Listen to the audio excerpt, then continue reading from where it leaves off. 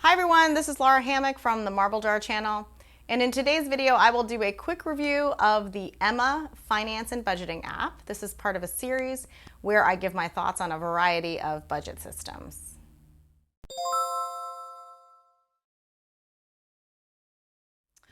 Okay, so Emma is a personal finance and budget tracker that comes out of the UK. It's available for iOS and Android platforms. There's no web app.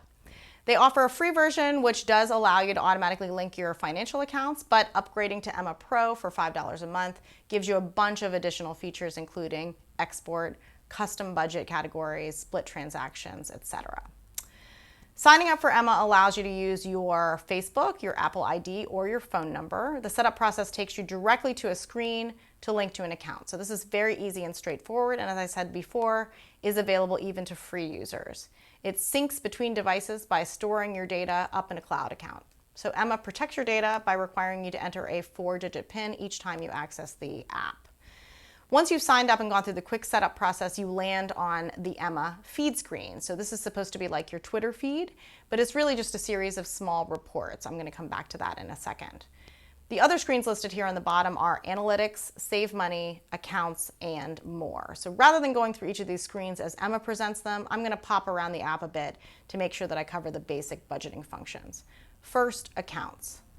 So as I said, you can set up your first linked account during the setup process, but clicking on the account screen allows you to set up additional linked financial accounts or to set up an account manually. In addition to regular spending accounts, you can set up savings accounts in this tab and your investment accounts in this one. Tapping on the account name brings you to a list of transactions for that account. You can add transactions for your manual accounts, but you can only edit transactions for the accounts that you have linked. You can search your transactions from this screen as well. One of Emma's really nice features is the ability to add color and a pictograph for accounts and for budget categories. You can see that Emma has pulled in the Chace logo for my linked credit card account, and I've chosen a color and an icon to use for my main checking account. So next, let's set up some budget categories. So Emma provides some default categories. If you upgrade to Emma Pro, you can add custom categories. To see the budget categories, tap on Analytics and then Budgets up here in the upper right-hand corner. So I'm picky about the naming of my budget categories, so I would want the ability to add and to change them. Unfortunately, Emma does not allow you to edit or change their default categories, but you can add new ones. Just click on this box that says you are on Emma Pro, create a custom category. From here, you just need to choose a name, a color, and icon, and done. Okay, so now we have some budget categories all set up. Let's look at the transactions. In the Emma app, there are a couple of ways to look at transactions. As Emma pulls transactions in from your financial institutions, the app attempts reasonably successfully to automatically determine the budget category. So within this analytics screen, you can tap on a budget category to see the transactions that Emma has tagged for it. In addition, you can click on merchants to see transactions that are categorized by vendor. Inevitably, Emma will not always tag transactions with the correct budget category. Unfortunately, there does not seem to be a way to indicate which transactions have been approved by you and which still need to be confirmed or have the budget category changed. Instead, those new transactions are intermingled in with old transactions. So this is a pet peeve of mine. Probably the best way to go through and make sure everything is categorized properly is by going to the account screen and then by clicking on the appropriate account to see the transactions listed by date. From there, you can click on each transaction and check to see if the automatically applied budget category is correct. If it's not, just tap on the category and quickly choose a new one from this list of colorful icons and tap Apply Edit to one transaction. So Emma makes this extremely easy. I particularly like the visuals. However, and I'm not sure why, it makes you click several times when one click could just take you back to that list of transactions. Apparently, Emma has some artificial intelligence that learns your spending habits so that this process will become even more streamlined over time. Emma imports pending transactions from your financial institutions, but it doesn't let you edit them or change the category, which I find kind of annoying since they are just hanging out there with the wrong category.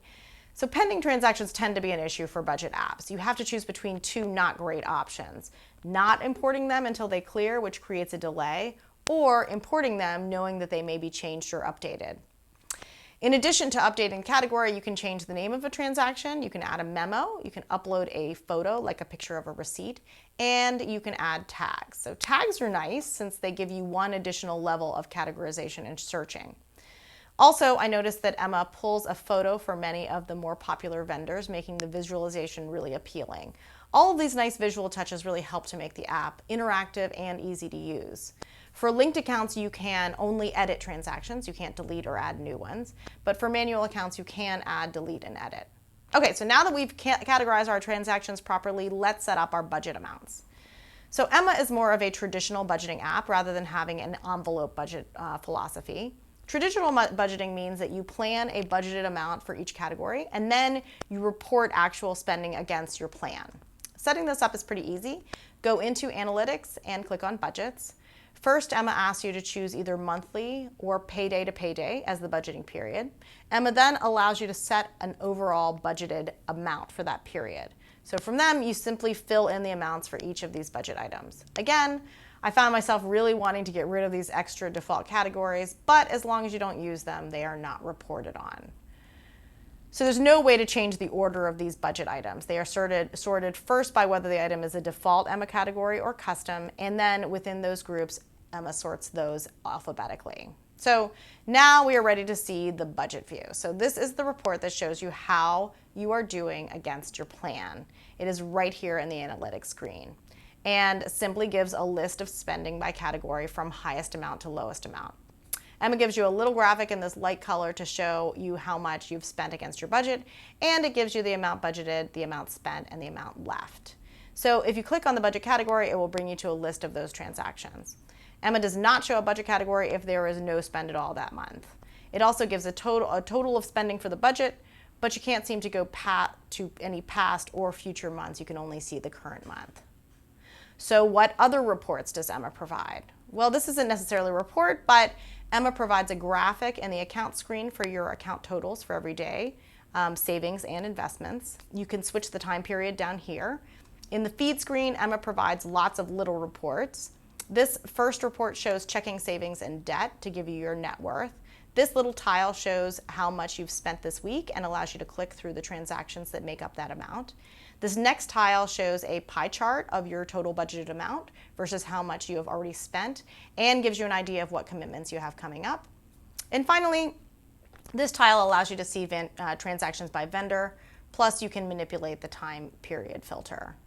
So one of the things that differentiates the Emma app from others is their ability to identify subscriptions or expenses that recur. So you can see the app shows you that information right here. In addition, one of its screens, the Save Money screen, allows you to use this information to lower your bills and analyze your recurring expenses. They seem to partner with 2 vendors for the activities on that screen, billshark.com to lower expenses and Monevo, I'm not sure if I'm pronouncing that right, to lower debt payments. So this could be additional income for the company, or it could be their primary monetary stream. Just a few other items. The Emma Pro version allows you to split transactions for when 2 budget categories apply to 1 transaction. Emma will help you to do those calculations for you. The Pro version also allows you to export your transactions, and there appears to be a reasonable amount of help available for this app. The More screen has links to a community forum and a support center. And that's it. It's a colorful, appealing app that has some nice features. It might be good for you if you are very visual or you need help lowering your recurring expenses. Let me know what you think. Comments are always appreciated, and thanks for watching.